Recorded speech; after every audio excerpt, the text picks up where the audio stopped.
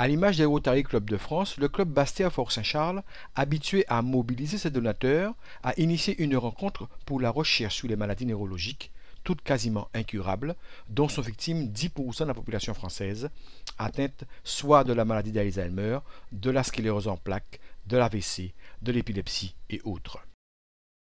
Ce rassemblement dans le cadre du Neurodon a opté pour une collecte en vue d'orienter la recherche sur toutes les maladies du cerveau et a permis d'acquérir des connaissances sur son fonctionnement, gérant tous ces contre-coups neurologiques qui bousculent l'organisme lorsque l'inévitable se fait connaître, mais aussi les multiples émotions donnant un rythme à notre existence, tant sourire et stress en font partie.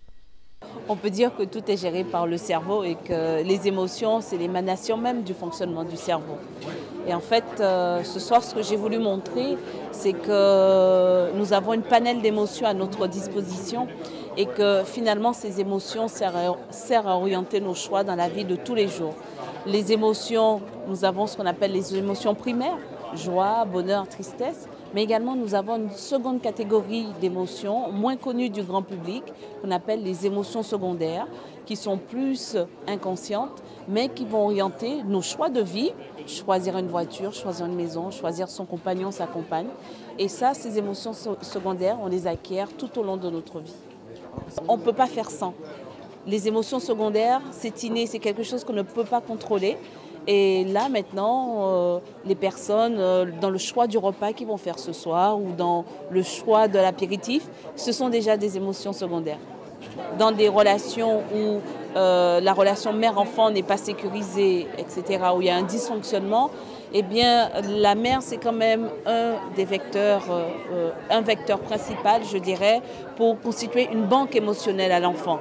À un état corporel, des sensations du corps correspond à une émotion. Et donc, on va former une banque, et cette banque, en fait, va nous permettre d'identifier nos émotions.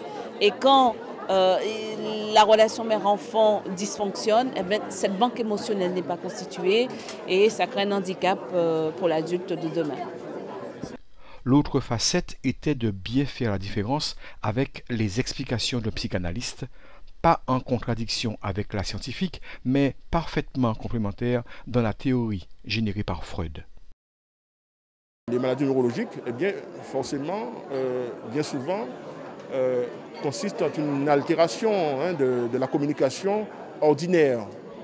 Et par conséquent, comment faire une psychanalyse classique, disons, avec le divan, les questions, avec un patient qui a du mal à verbaliser.